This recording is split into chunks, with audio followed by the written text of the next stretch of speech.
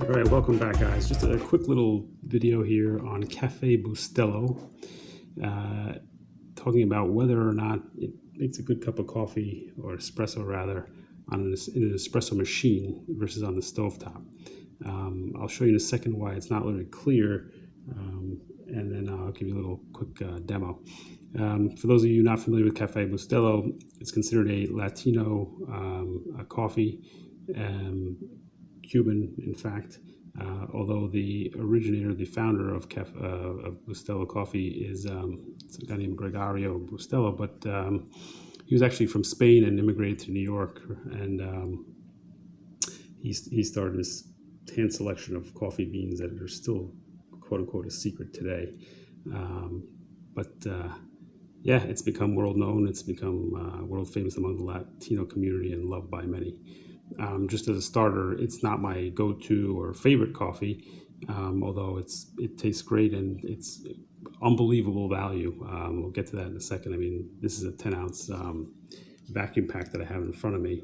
You can get one of these for, on their site, I think it's like $4. When it's on sale at your local grocery store, it's like $2.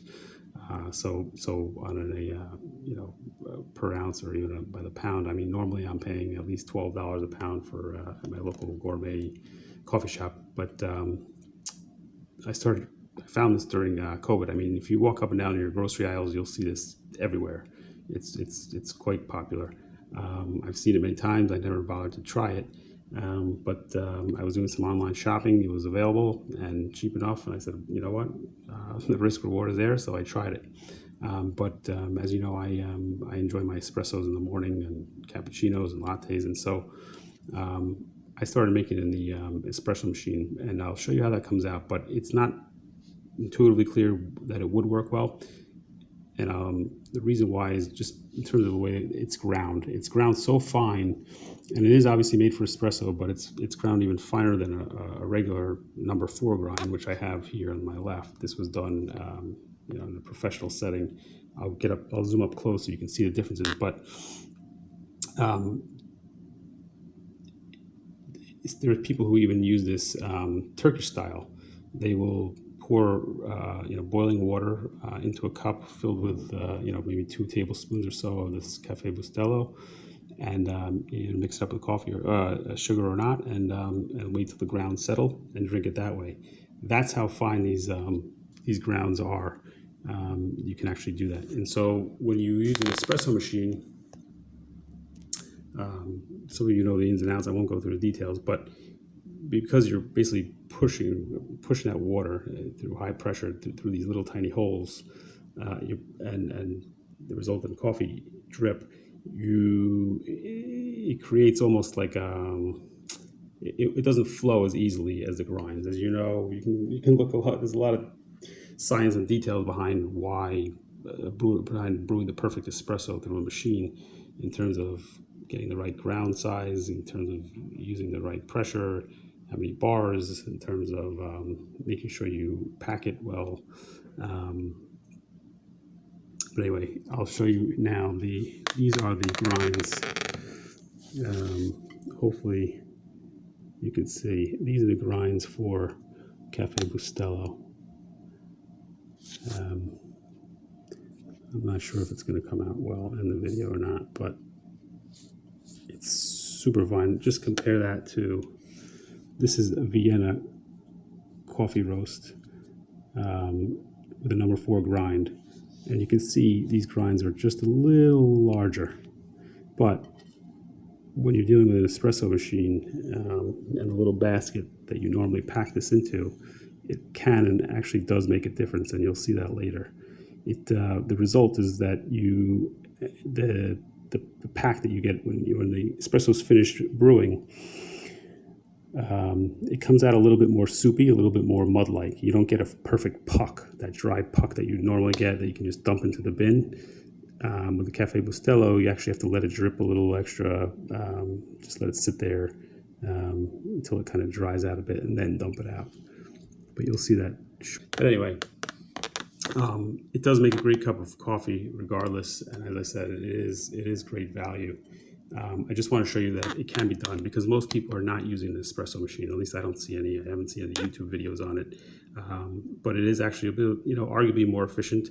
A lot of people will make their what they call cafecitos, which basically it's a way of creating the crema. Now, when you use an espresso machine, you create your own crema, just in terms of the way it's because of the way the water's pushed through. In a cafecito, it's a different type of crema that's caused or created by the sugar that's added. The only reason why I'm mentioning all this is because, believe it or not, this coffee does change. The taste of it does change significantly with more sugar.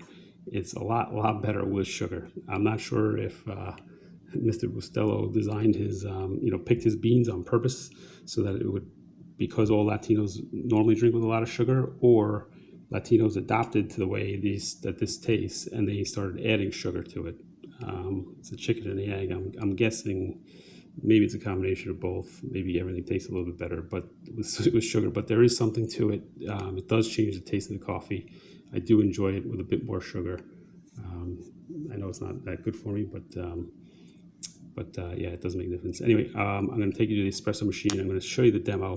I'm going to show you how it comes out. This creates now I'm referring to the crema that comes out of a normal machine. It creates a perfect crema, beautiful looking. And one of the ways to kind of combine the traditional cafecito while using a espresso machine is to actually just add the sugar ahead of time. Most traditional Latinos will use cane sugar.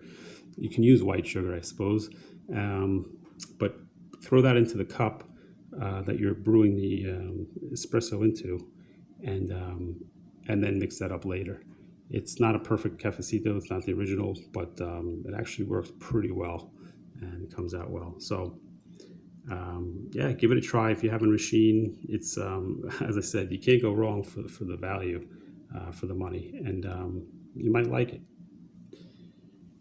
Anyway, let me get to the machine, and yeah, here we go. I tamp the Bustelo like I would other espresso grinds. For those of you that are skeptical, I promise it's not a function of over tamping or making it too hard. The reason why you end up with that soupy mixture instead of a puck is simply because of what we talked about earlier, the size of the grinds. That's really all it is. But that's also why it becomes a great Turkish coffee, or works well on stovetop.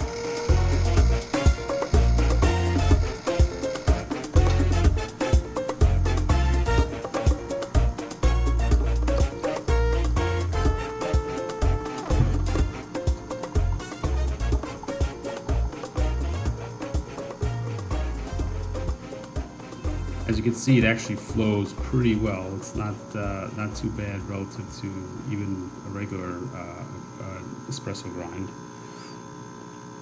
And in a moment, you're going to see just how beautiful that crema is. It produces just amazing colors, amazing texture, amazing taste. But in between, we got the drip part, and I'm going to kill you guys here, I know.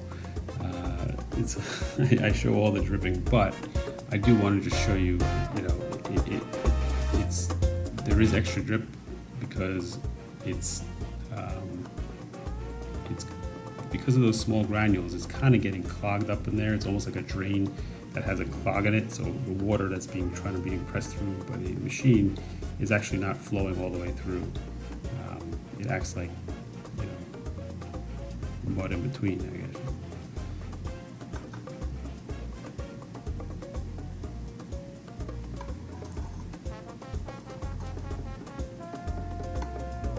And there it is. Beautiful crema.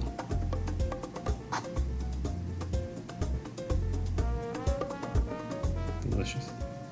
Now for the one-handed removal, you're going to see that soupy, watery kind of puck that I was talking about all this time, which is not a terrible thing.